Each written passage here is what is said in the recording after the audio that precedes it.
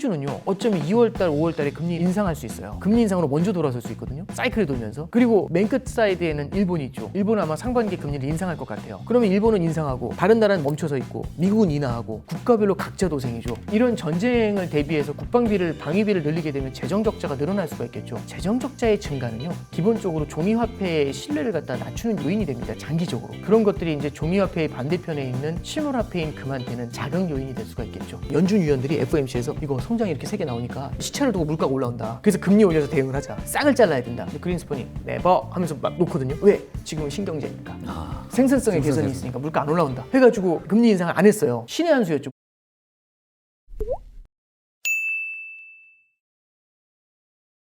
아까 말씀하신 8월, 9월쯤에 금리 인하가 끝날 수 있다. 네. 라는 지점은 왜 그렇게 생각하는 지금 거예요? 연준에서는요 한 번 금리 인하를 보고 있어요 연내.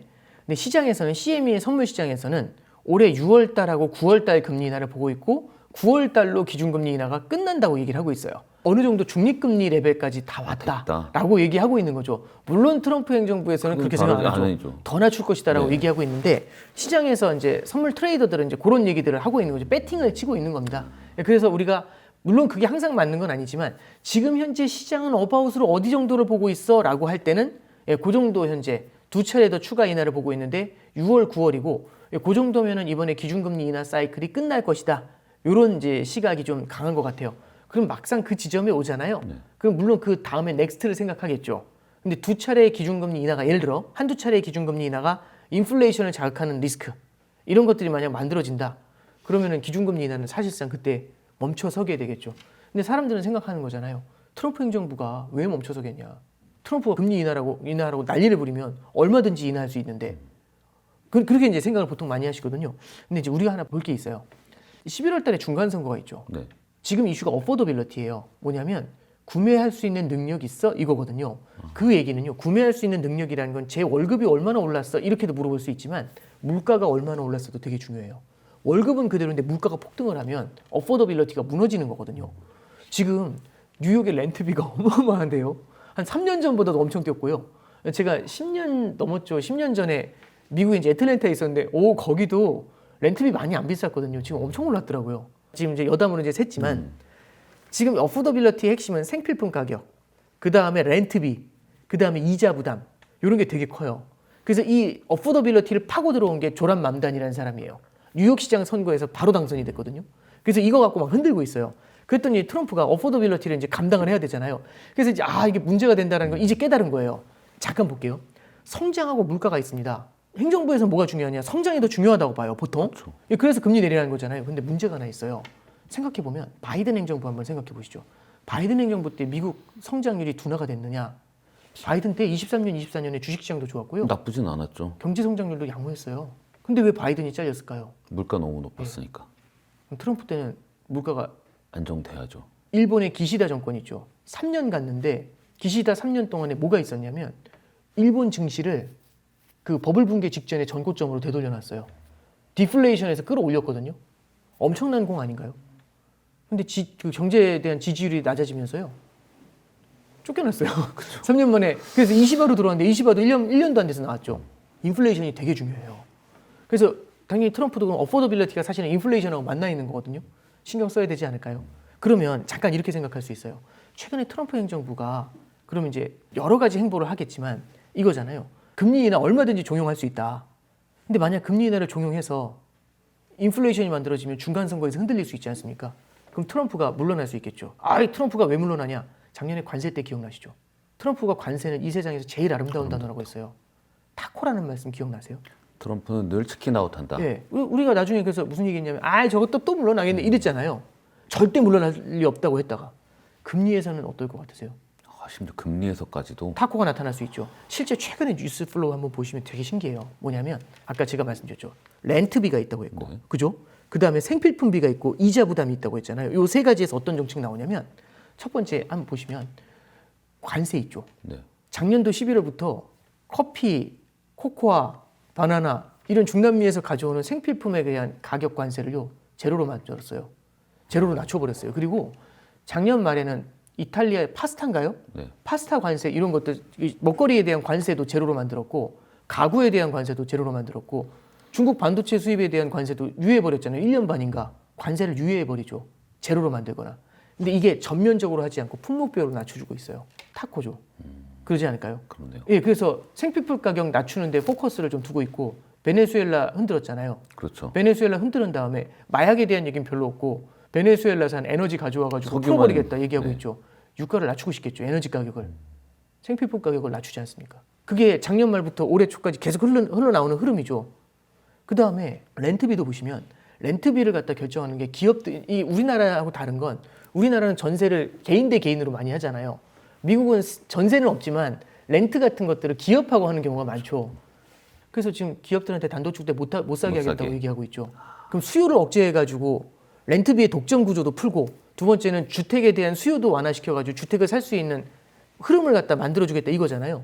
그리고 두 번째는 MBS라고 해서 주택 모기지 증권 2천억 달러를 매입한대요. 페니메하고 프레디맥을 동원해서. 그러면 주택 모기지 금리가 내려오거든요. 모기지 금리가 내려와야지 주택을 살 수 있는 어포더빌리티가 생기죠. 그럼 어포더빌리티가 생겨서 주택을 사는 사람은 렌트비에 대한 니즈에서 빠져나오게 되죠. 그래서 그거 지금 얘기하고 있는 거죠. 또 하나는 금리가 내려가야지 이자 부담이 줄잖아요. 그래서 파월 의장 흔들고 있죠. 두 번째는 신용카드에 대해서 금리 상한 10%로 만들겠다는 얘기하고 있어요. 네. 그게 지금 최근 20일 안에 나온 플로어거든요. 이게 뭘 가리키는 걸까요? 어포더빌리티입니다. 그래서 아까 생산성 얘기해드렸죠. 네네. 그다음에 인플레이션과 연준의 독립성 말씀드렸죠.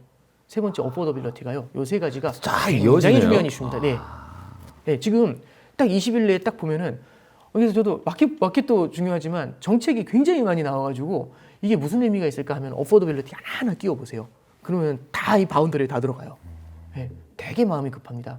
그럼 그렇구나도 있겠지만 잠깐 생각해 보세요. 11월이 중간 선거예요. 아직 멀잖아요. 먼데 지금도 급하죠. 그럼 뭐 다가오면 지고 다가올수록 있으니까. 어떨 것 같으세요? 다가오면 더 다가올수록. 마음은 쫄려지고. 그렇죠. 거기에 대한 대응이 아마 많이 나오겠죠.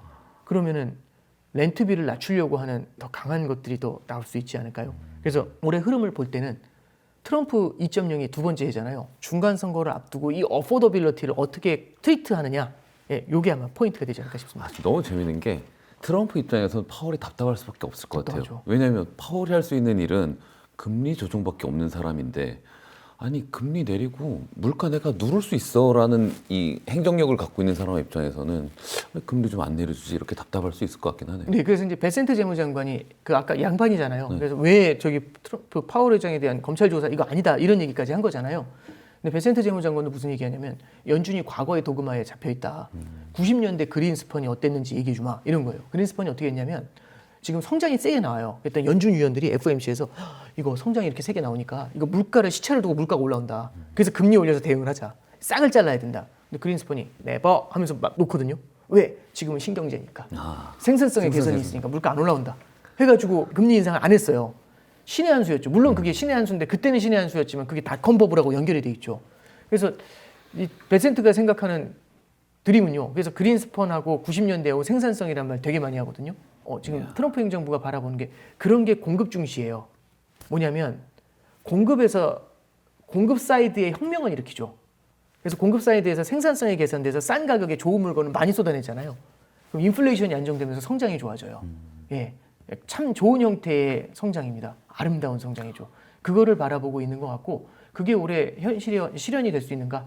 예, 굉장히 중요한 이슈라거든요. 요즘 재정 우위라는 말도 많이 예. 나오는데 그 부분 좀 설명해 주세요. 이게 같이 맞아 떨어져 가는 것 같은 느낌은 있는데 예. 재정 우위라는 게 뭐냐면 피스컬 도미넌스라고 얘기를 하거든요. 요번에 이제 AEA라고 해가지고 전미경제학회 이제 거기 협회에서 이제 얘기한 게 있어요. 매년 1월에 하거든요. 그게 이제 저기 다음 주에 있을 다보스 포럼하고 맞물려서 굉장히 중요한 행사예요. 다보스 포럼 간단히 잠깐 논했는데 다보스 포럼에서 트럼프가 아마 연설을 하는 것 같아요. 거기서 이 모기지라든지 이런 데에 대한 얘기를 좀 또 어포더빌리티 한 번 더 흔들 것 같아요. 그래서 그거 참고하시면 좋을 것 같고 옐런이 AEA에서 얘기를 했었거든요. 거기서 피스컬 도미넌스에 대한 경고를 날려요. 옛날 재무장관. 예, 그렇죠. 옛날 재무장관이자 연준 의장도 했었죠. 근데 그분이 얘기한 거의 핵심이 뭐냐면 지금 피스컬 도미넌스가 너무 대놓고 진행이 된다. 재정 우위라는 건 뭐냐면 다른 그 어떤 것보다도 재정이 중요하다는 거죠. 그럼 재정을 지금 갉아먹고 있는 게 뭐냐? 재정 부담을 키우고 있는 게 뭐냐? 금리죠. 너무 높잖아요. 네.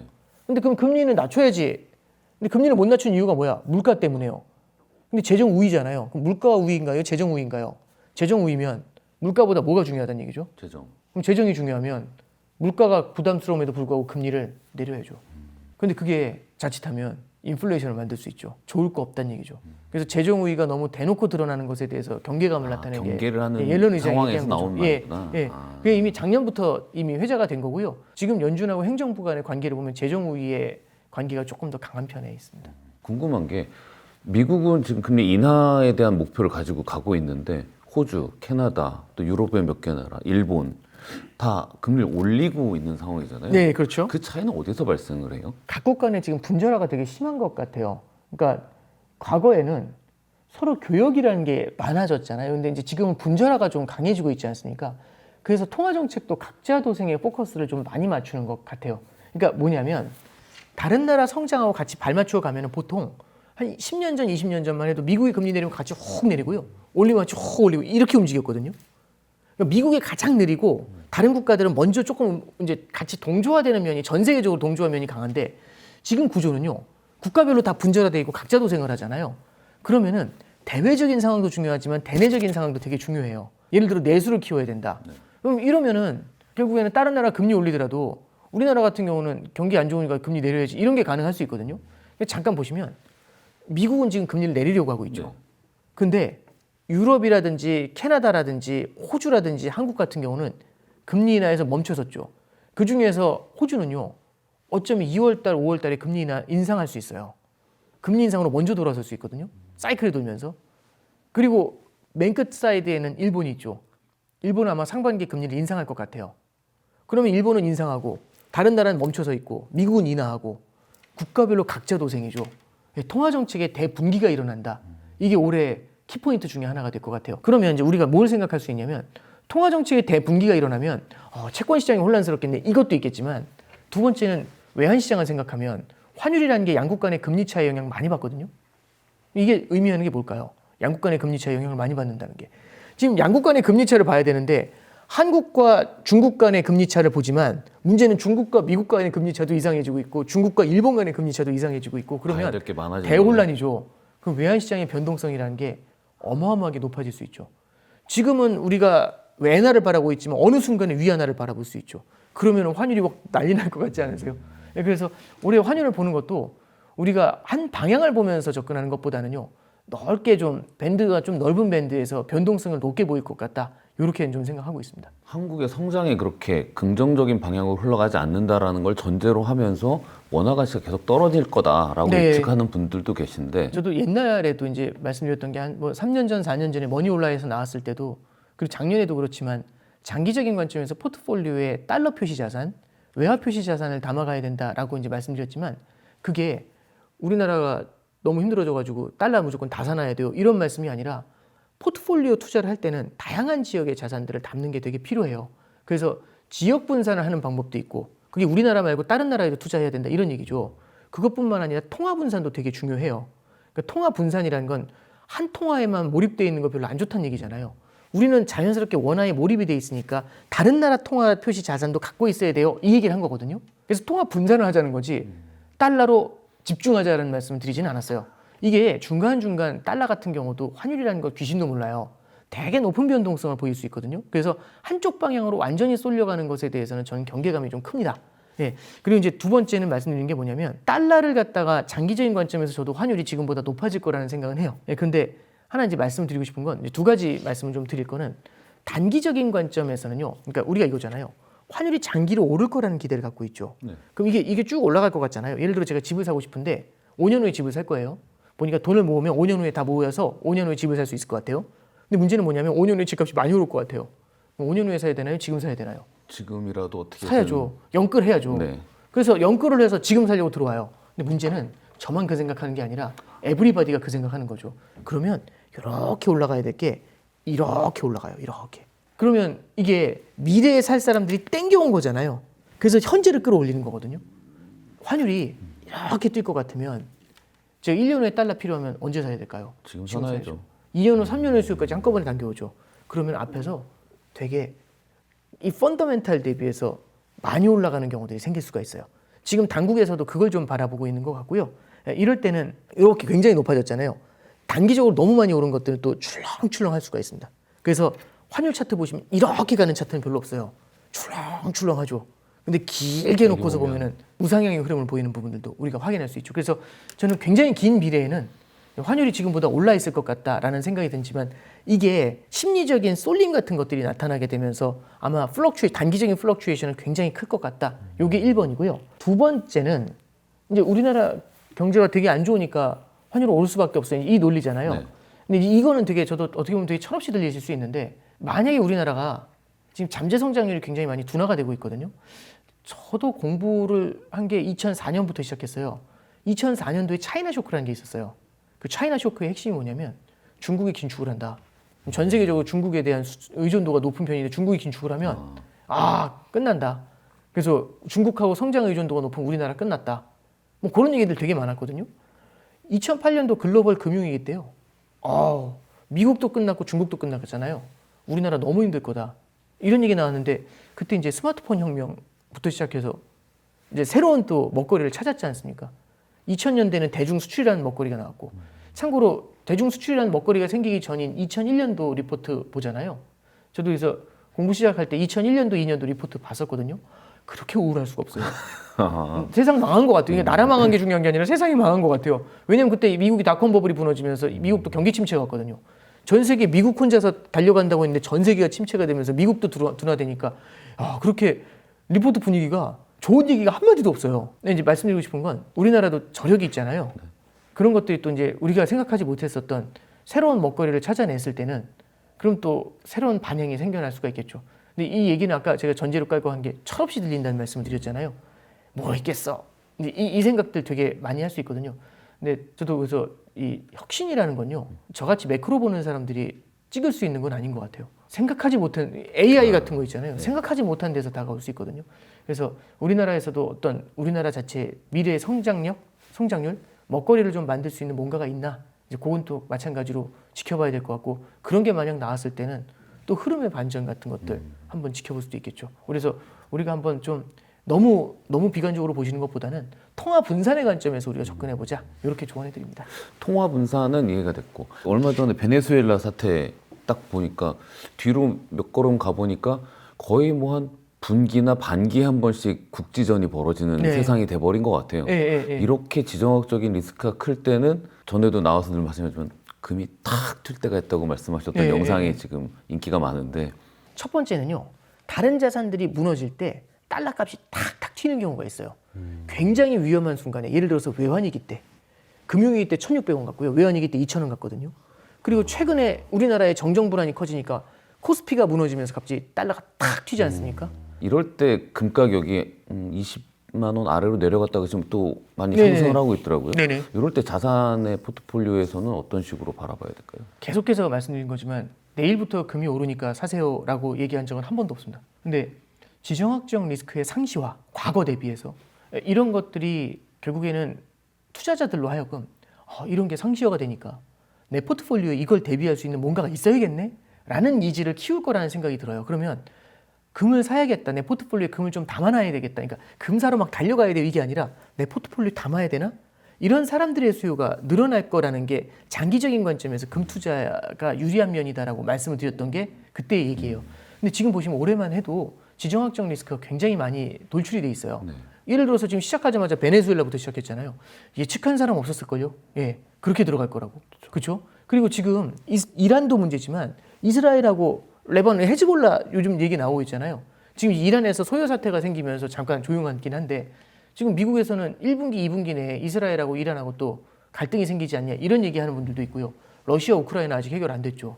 그렇죠. 된다 하면서 아직까지 해결이 안 됐죠. 어제도 폭격 많이 했던데요. 맞죠. 저도 그거 보면서 놀랐습니다. 그리고 이제 중국하고 대만도 뭐 단장 전쟁 난다 이런 말씀이 아니라 갈등 관계가 쉽게 해소가 되지 않는 모습이죠.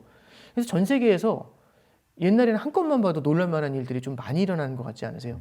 그래서 이런 것들이 아마 이제 골드 가격하고는 좀 맞물려 있지 않나라는 생각은 좀 하고 있습니다. 그리고 이런 전쟁을 대비해서 방위비를 늘리게 되면 재정 적자가 늘어날 수가 있겠죠. 재정 적자의 증가는요, 기본적으로 종이화폐의 신뢰를 갖다 낮추는 요인이 됩니다. 장기적으로. 그런 것들이 이제 종이화폐의 반대편에 있는 실물화폐인 금한테는 자극 요인이 될 수가 있겠죠. 그런 관점에서 우리가 골드는 좀 포트폴리오에 장기적으로 일부 정도 담아가는 걸로 보시자. 이렇게 조언해 드립니다. 네, 오늘 2026년 분기별로 중점적으로 봐야 될 이슈를 오건영 단장님과 함께 정리해 봤습니다. 저희는 다음 달에 찾아뵙겠습니다. 감사합니다.